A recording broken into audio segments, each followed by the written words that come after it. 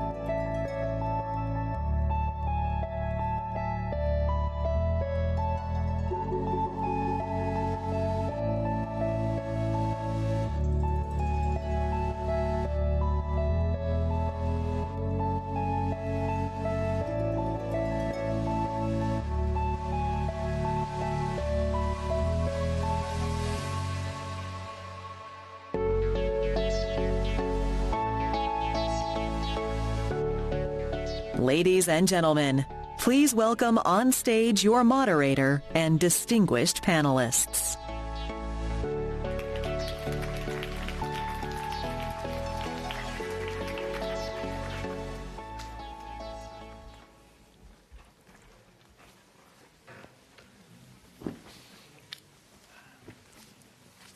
Good afternoon, everyone. Thank you for joining us. I'm Josh Lipsky. I'm the director of the Atlantic Council's GeoEconomics Center, and it is my pleasure to host and moderate this conversation, Navigating Trade Amid Shocks and Shifting Geoeconomics, appropriately titled, with this very distinguished panel.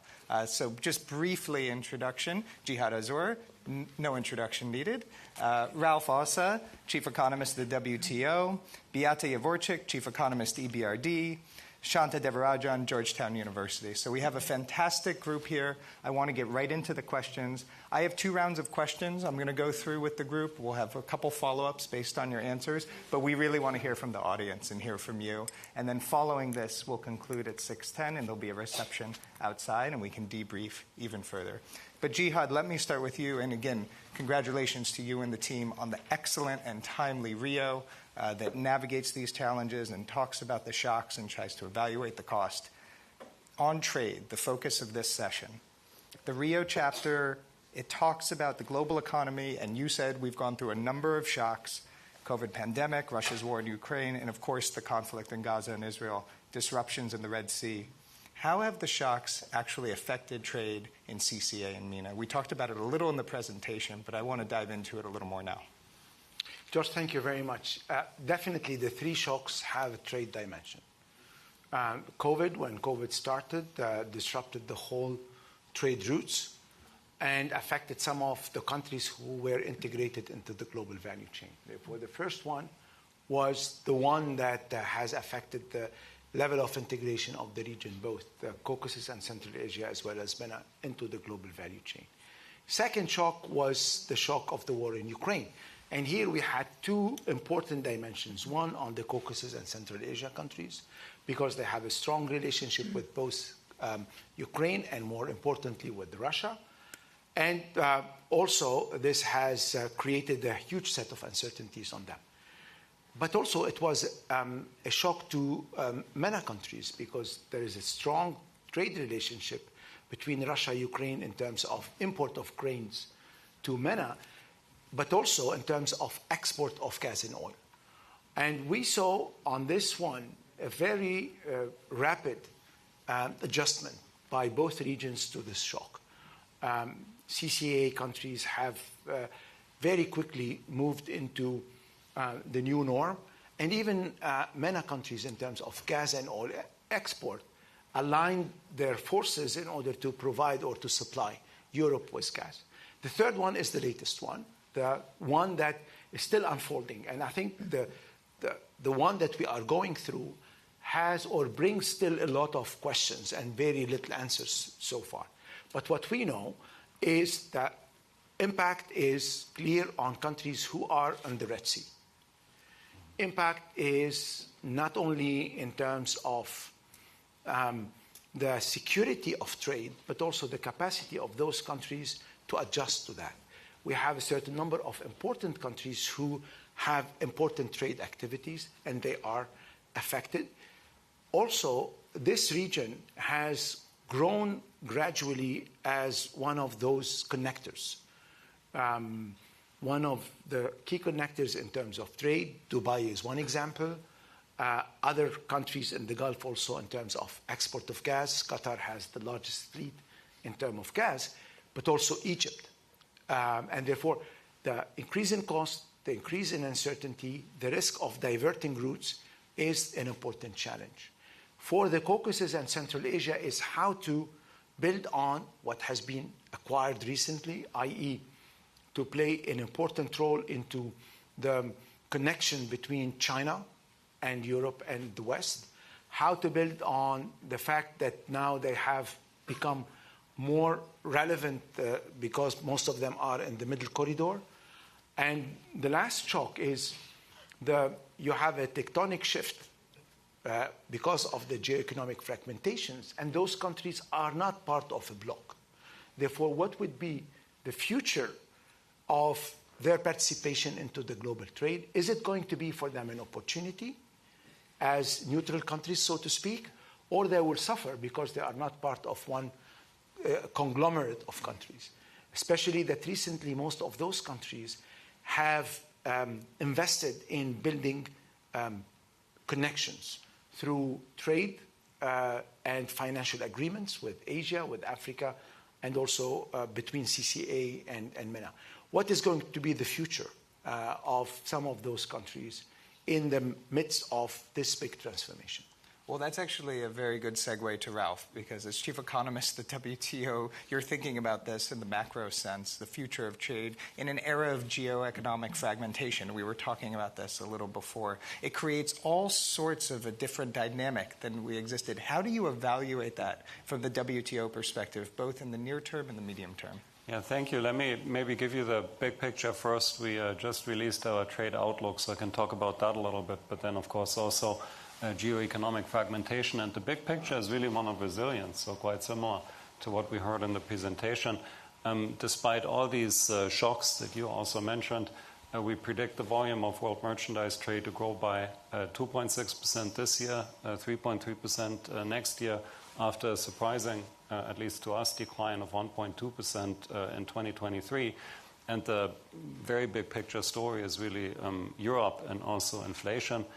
So Europe, as you know, accounts for a large share of international trade, high energy prices in particular, but also high inflation. The monetary policy response to it in particular led to a reduction in demand specifically for traded goods, above and beyond, just generally weak performance, as we know. And that, of course, then shows up in the aggregate trade numbers. Interestingly, so that was just for goods trade. Services trade actually looks much better. We don't have this in volume terms, but in value terms, last year we saw a growth of 9%. What's particularly so part of it is tourism that's recovering after COVID. But one thing that's really, really interesting and I think an overall opportunity is very rapid growth in digitally delivered services. It's been growing at, I think, on average, more than 8%, 8.1% per year since 2005. So that's the big picture, resilience. Now, in terms of fragmentation, I mean, we both see first signs of fragmentation in the data, and it's also something that we are concerned about. So one thing we did, for example, last year for our World Trade Report is we divided the world into two hypothetical blocks. You alluded to it based on voting patterns in the UN General Assembly. And what you see is that trade within these hypothetical blocks is growing faster than trade between these blocks. That's one thing you see. You can also just look at U.S.-China trade relationship, which again, it's not that trade is collapsing there, but trade between these two countries has grown 30% more slowly than trade between either of these countries and the rest of the world, on average, at least since 2018, so since the start of the trade tensions. So we are seeing these first signs of fragmentation, but not deglobalization. I think that's very important. And in terms of, and we see it also in services, we even see it in the digital space, if you think about data flows. And of course, it's something we are concerned about. We had a simulation already 2 years ago where we simulated what would be the kind of the worst case scenario in terms of GDP impact if you get this geoeconomic fragmentation. And the number we came out with was on average real income loss of something like 5%. I think the IMF also did some work, and I think you estimate 7%. So it's kind of in the same ballpark. And but overall, I mean, what really strikes me, I have to say, is the resilience. So I want to pick up on the fragmentation point and Beate, go to you, because obviously fragmentation has a cost that we can debate between the WTO and the IMF what that cost is. But there are winners from fragmentation. I mean, if we look at CCA and we look at trade linkages in CCA, as the reports have pointed out, trade has been increased, volumes have been increased, and we can all understand why some of this rerouting has happened. But is that sustainable from your perspective, Beate? What should we expect, not just in the near term, but in the medium term in the region? I think the CCA region has a window of opportunity to increase its exports. So let me give you 3 reasons why. First, exporting is hard. Only very few firms manage to withstand competition in foreign markets. But here, because of all the developments that were discussed, suddenly competition in the Russian market went down because of withdrawal of Western exports. So this is an opportunity for CCA exporters to expand their export, to enter the market. And actually, we have looked at the data for Turkey, and you see that Turkey increased exports to Russia more in products where, before the war, Europe held a larger share of total exports. Point number 2. it is easier to export indirectly, to export through wholesalers and retailers. And here, if you look at the data, you see inflows of Russian FDI to the region, particularly to Kazakhstan, inflows into logistics, into non-store retailers. And if you look at data on just greenfield investment, the announcements talk about 6,000 jobs created. So these are substantial inflows. So again, an opportunity for CCA region to export via these intermediaries. Point number 3. CCA region has been serving as a hub for intermediation of exports between the West and Russia. And there is international experience that shows that trading companies often move on to become producers and exporters of their own products. So again, this experience gained through intermediation can be turned into an asset where firms will source from the local market or produce themselves. Now, what's the bottom line? The bottom line is that improved access or improved opportunities in a large market nearby create incentives for investment in productivity improvements and product upgrading. It's just such an interesting point you raised, because the reorientation, what's happened in the aftershock of Russia's invasion of Ukraine, understand what you're saying about intermediation, but then there could be something more sustainable built in these countries, and that's something I think for the fund and others to watch for, those linkages that get built. Shanta, I want to turn to you, because if we think of MENA for a moment, we think of this sort of contrasting story in terms of oil exports. Obviously, given Russia's invasion of Ukraine, there's been an increase in oil exports from GCC countries, but then if we think of the presentation we just saw, we see Red Sea disruptions, many of these same countries being negatively impacted by these trade checks, so conflicting currents here going on in the region. Thank you, and thank you for the report as well, because I think that the problem it illustrates is really a wide-ranging problem, that these countries, be they oil exporters or oil importers, are getting hit with multiple terms of trade shocks. The war in Ukraine, the war in Gaza, there's the various other disruptions. In addition, as several people have mentioned, there's a shift in international trade patterns due to politics in some of the larger countries. So that you've got the U.S. practicing industrial policy and turning inwards relative to China and vice versa. You've got several other groups being formed for different reasons, political reasons, which are all affecting the terms of trade of the MENA countries, and that's the problem.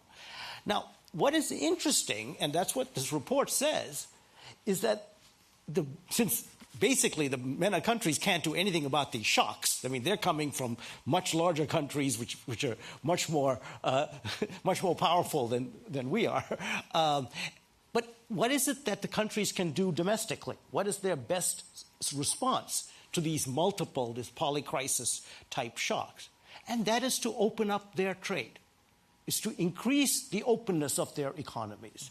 Now, if you think about it, at one level, this sounds like just standard World Bank, IMF, orthodoxy. Whenever there's a problem, we say, you should open up trade. No, here, this is a very deep point, I think, which is that when countries are in conflict, in trade wars with each other, the best thing that these small countries, and they're mostly small economies, can do is to open up their trade so they can diversify their sources of supply.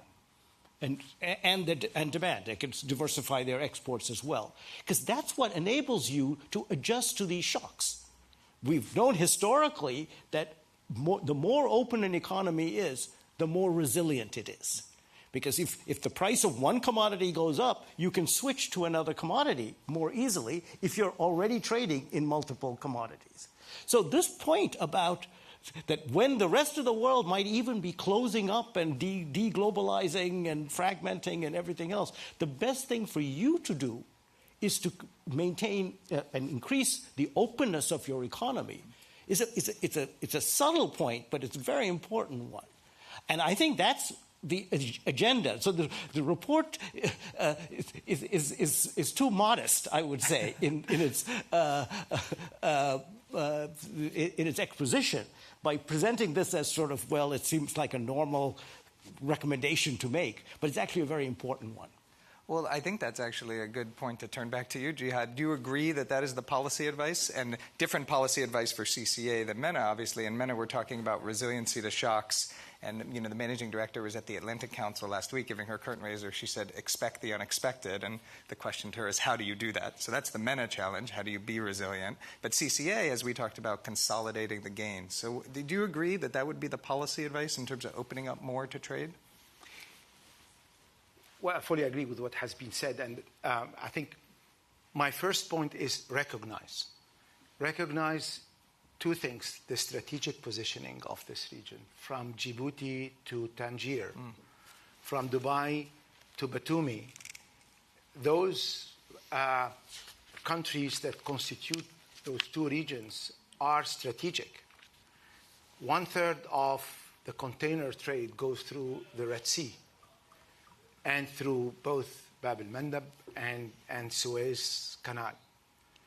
1/3 of the oil and gas export goes out of the Hormuz. Therefore, you have a strategic position that you need to understand and build on. And this is rule number one, I think, for helping countries set policies. 2, understand the opportunities. We have been struggling in the context of Caucasus and Central Asia, how for landlocked countries to move from being a corridor to become platforms. I think they have now the opportunity to become not only platforms, but also connectors. Therefore, we have a change in the landscape that is dramatic. And this change in the landscape puts you in front of important decisions. Where to go from there? And going from there, the right road is to say, okay, how can I use the adversity and turn it into an opportunity? The solution is there. I think benefit from those shifts, to increase attractiveness for countries who are currently faced with the risk, because the cost of transportation went up, the risks went up. You need to double down in terms of improving the way you treat and you deal with trade for all the countries who have been for decades on those trade routes to remain competitive. Therefore, it calls for improving trade infrastructure, legal infrastructure, service continuity for those countries to maintain their capacity to be competitive. For the Caucasus and Central Asia is to understand that it's not only benefiting from an opportunity of trade diversion, it's how to build on that. As you rightly said, to create something of a larger magnitude. How to expand your role from being a platform for shipping or for trade to also a capacity to produce. How to increase the level of services that you provide while you are helping in shifting goods from one place to another. Therefore, this is something that also requires, from the financial sector side to the custom side to the automation side, to do a quick upgrade. And this is also what we wanted to highlight in this report, to say we are in front of crossroad. Or you will pay the price of those uncertainties and this global fragmentation, or you will be part of it. And you will benefit the global community. And I think this is something that I would like to stress on. This region has strategic role also to provide global public good. Because by providing security of those channels, by improving the efficiency, you will improve trade. You will reduce trade cost. But also it has to benefit itself. By removing barriers between countries, you will create a space where people can trade. And more countries can trade among themselves. They do less conflicts among themselves. And this is also something that will help increase stability. If you close the border between two countries in the Maghreb countries, nobody will notice it because there is very few trade that goes between those countries. If you close the border between one of those countries and Europe, in 24 hours, you feel the impact. Therefore, again, this is also an opportunity to increase the stability, not only to improve the prosperity in the region by addressing those issues. And it's a new priority for the region, and this is why we wanted to raise awareness of that, not only to highlight the risks. But Ralph, let me turn to you on that point, because as the region navigates that and tries to take advantage of the opportunity, they're doing so in a broader landscape where some of the world's largest economies are pursuing industrial policies. I'm thinking here in the United States, I'm thinking of President Biden's announcement yesterday of intention of tripling steel and aluminum tariffs. So we're talking about the region opening up more in diversification, but in a geopolitical and geoeconomic context of more trade protectionism. How do those two things come in contrast with each other? I mean, I think the way I think about it, and I find it helpful. I think about it as a cascade, so to speak, where you first start thinking about the narrative. So how has the narrative surrounding globalization changed? And I really think that narrative has changed fundamentally. So if you think about the spirit that prevailed when these institutions here were founded, it was very much a spirit, that emphasized the value of economic interdependence, and particularly interdependence among countries that were not geopolitical allies. I mean, think about it. The whole integration of Europe was based on that very idea. And I think, as we all know, you just need to open the newspaper. I think that narrative has really changed fundamentally. So I think that's the top cascade, so to speak. And then I asked myself, well, what does this do to policy outcomes, or to trade policy outcomes in particular?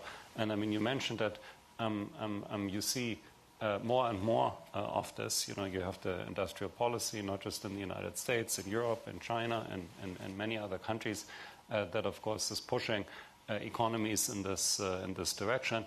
You have tariffs. I mean, think about China and the United States again, but there's many other examples. And then I asked myself, well, what does this do to outcomes, to economic outcomes, trade flows, for example? And you see the fragmentation, for example, the emerging fragmentation. And if you think about it like that, you can also ask yourself, well, what do you do now? And you basically have three layers where you could start, thinking about addressing some of these issues. And in some ways, the most fundamental one to me seems to be the narrative, and that's why I wanted to build on what you said before, because yes, we all talk about the economic costs of fragmentation, but at the end of the day, this is not about economic costs, right? At the end of the day, this is about broader issues. At least in that's my diagnosis. So it's not really, people have not all of a sudden forgotten the economic benefits of international trade. But I think what people increasingly believe is that international trade is not part of the solution, and instead part of the problem when it comes to addressing some of the key challenges of our time. For example, maintaining peace and security. For example, achieving a sustainable economy. For example, reducing poverty and inequality. So I think what at least we at the WTO try to do is we try to ask ourselves, well, is trade really part of the problem? Or is it part of the solution? Or perhaps more productively, how can we make trade part of the solution? And I think what you observed before, I couldn't agree more. And also that this is kind of a subtle point. I mean, think about peace and security in particular. Let's think about economic security. I mean, this instinct that people have in a world that's more secure, well, we need to be self-sufficient, well, we need to only trade with our friends, and of course it's natural. But if you start thinking about it, if you're in a world that's full of risks, in a world that's full of shocks, I mean, you don't know where the next supply shortage is going to come from, and you also don't know who's going to be able to help you get out of it. So the best you can do is to diversify. And how do you diversify? Through trade, and not just trade with your friends, but multilateral trade.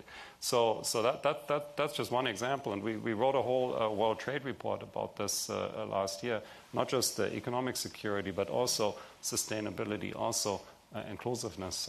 So that would be one thing to think about. Thank you for that. I think there's a powerful defense of international trade and an appropriate one here at the 80th anniversary of the Bretton Woods Institution. So I appreciate that, Ralph, and from the WTO. Beata, I want to turn back to you and pick up on something Jihad said about middle corridor. There's huge opportunity between China and Europe and CCA playing this role.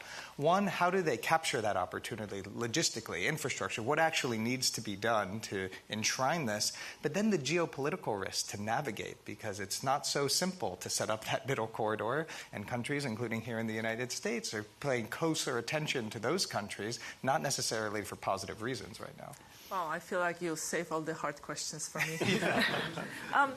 I think if the region is serious about the middle corridor, the time to act is now, right? You know, the northern route is not attractive for obvious reason. There are security risks on the southern route. There's a lot of interest from the EU, from MDBs in helping out. So the time to act is now. Right? It's not going to be trivial because we are talking about multimodal transport. So by land, by sea. We are talking about rail lines which have different gauges, right? Narrow versus wide.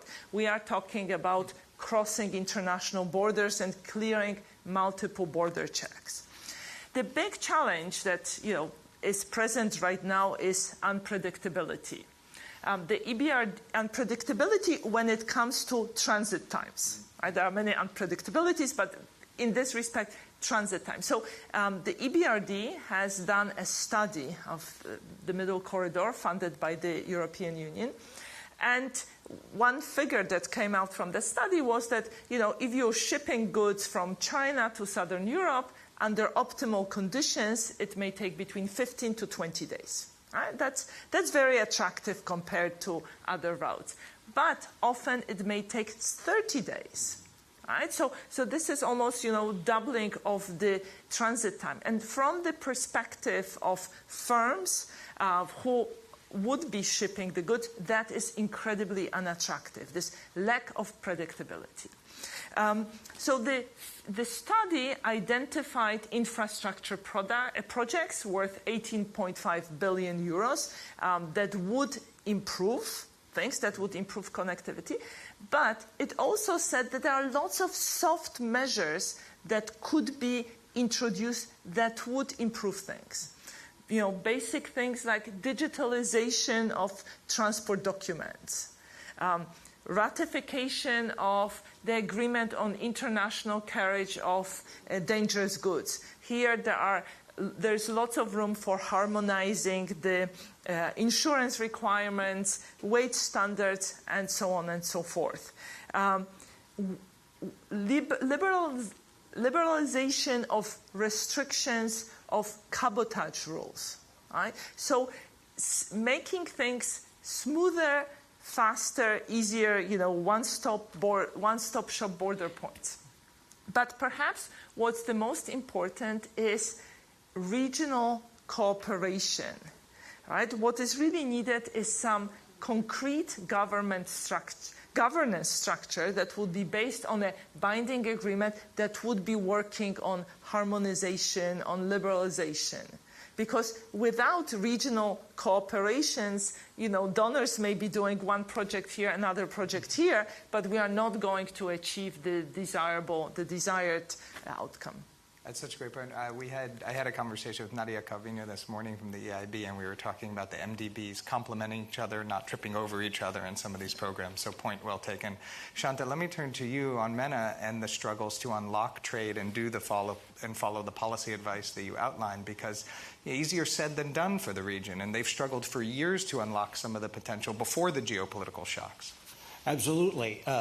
Thanks for that question, because I think what we've heard so far is that there seems to be a consensus that it is worth trying to open up trade in these countries when faced with these profound shocks and volatile shocks. But the hard part, and there's some policymakers in the room, I'm sure they'd be sympathetic. The hard part is selling that idea to your own people. The public is not necessarily in agreement with what if there is agreement among this panel, that may not be shared by the broader public in these countries. And I think that should be maybe the next report of the Rio from the fund is how do you help policymakers who are, even if they are convinced that this is worth doing, how can they sell this to the general public? Because you can see that the resistance can be the other way around. You know, I don't want to see my factory threatened because you're going to let in imports that compete with that industry. That's a personal, and that's been a problem throughout history in trying to liberalize trade. And we used to have protests outside the IMF and World Bank annual meetings about this. I think, though, that it comes back to what Ralph was saying about the narrative.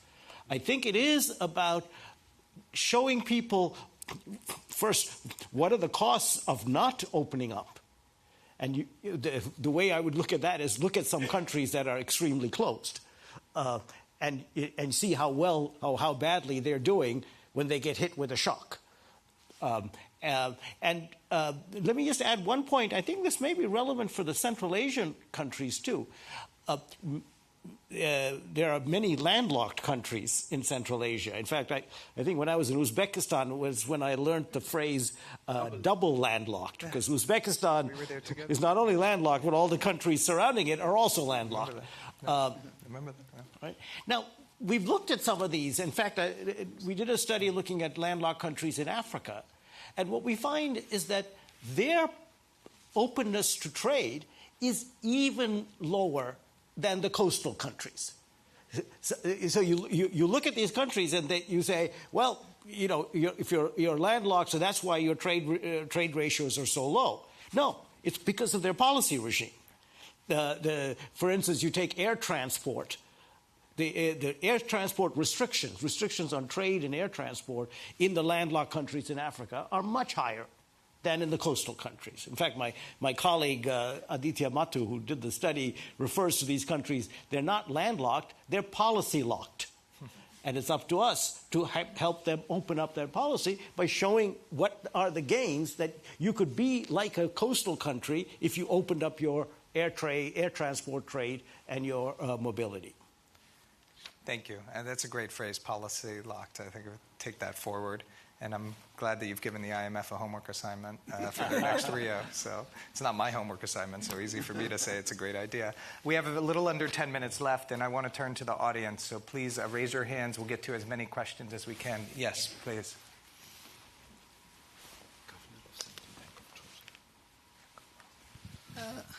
Natia Turnava, Acting Governor of National Bank of Georgia.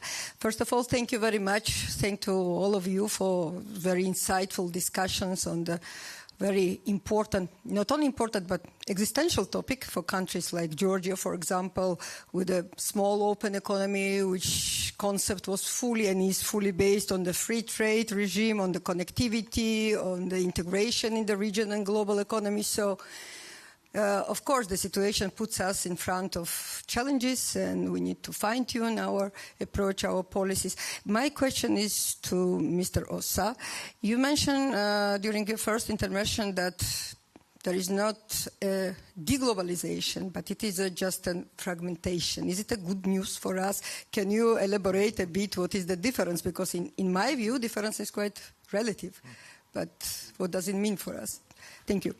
Yeah, thank you very much for the... do you want to take more questions? No, please, go ahead. So if you're looking for good news, let me give you one very important statistics, which is not exactly what you're asking, but something to start with. So we are hearing all this talk about, you know, globalization being under threat, the rules-based trading system under threat, the WTO having problems, and this is all important, and there's, of course, something to it.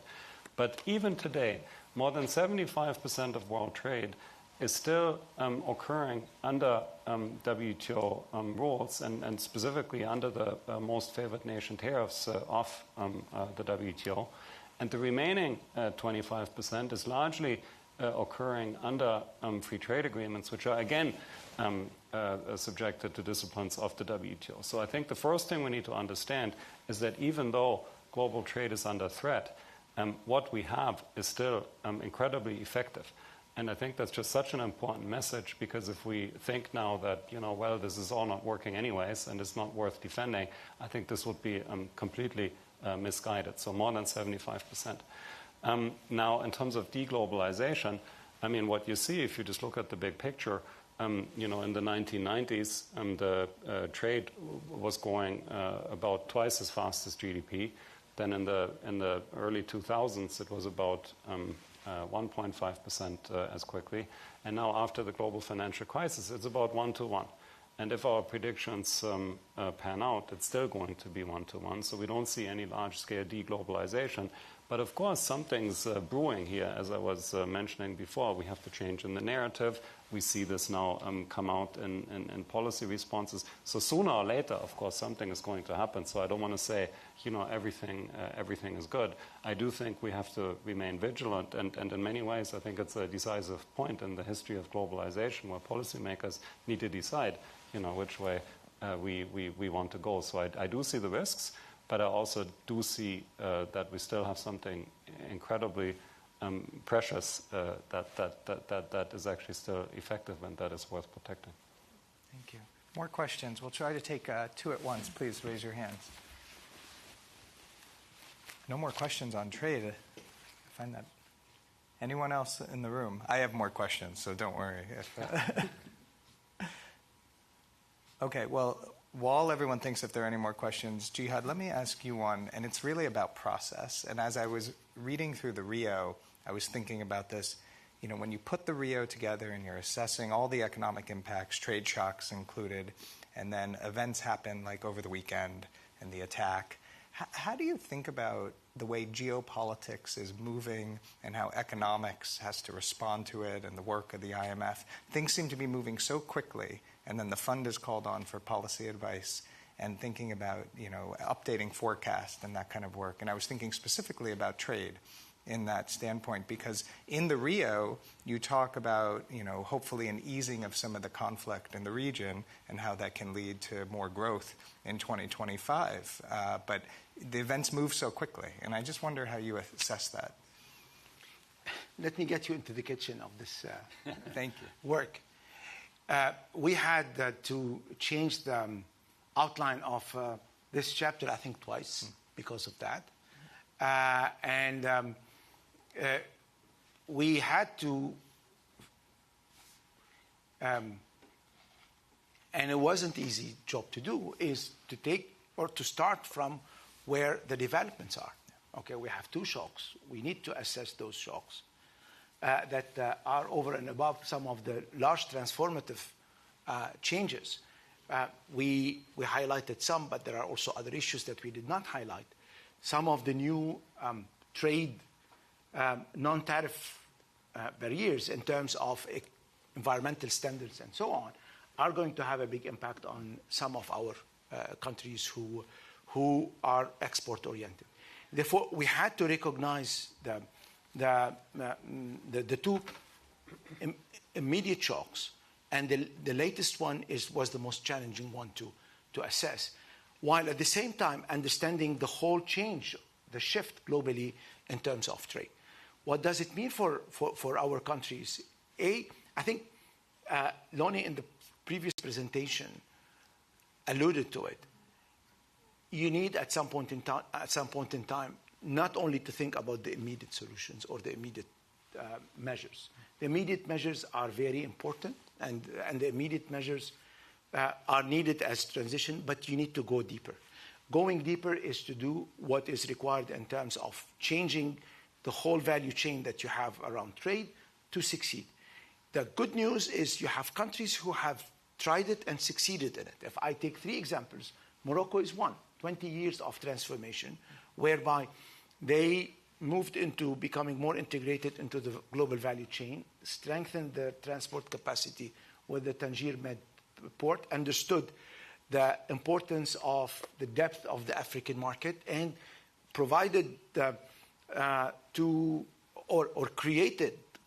carved for Morocco a position that now is becoming one of the most attractive platforms for trade. And even during COVID crisis, this was one of the countries that was able to maintain the ability to work. Dubai was another one.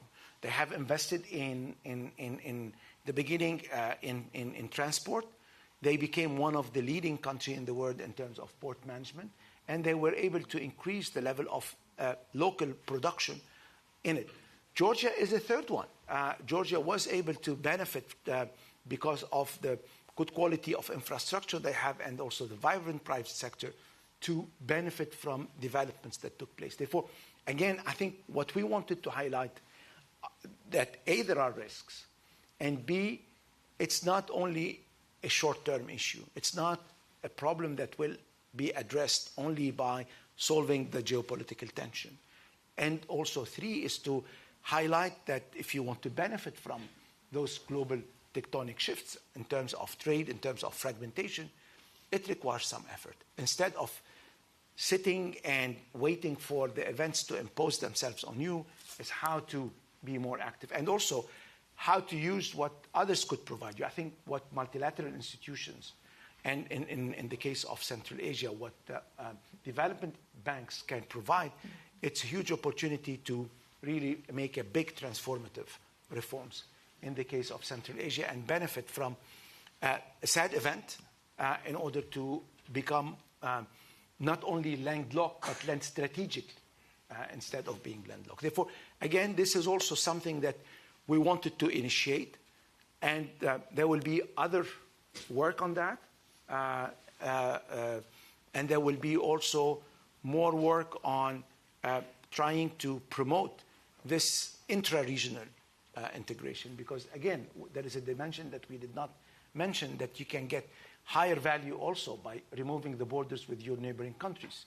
And this is also another opportunity for CCA and MENA countries. Thank you, Jihad, and you've landed us right on time with 3 seconds left here. So I'm going to let that be the final word. Would you please join me in thanking our distinguished panel for their fantastic contributions? Please join us outside for a reception to mark the end of the day. Thank you, everyone.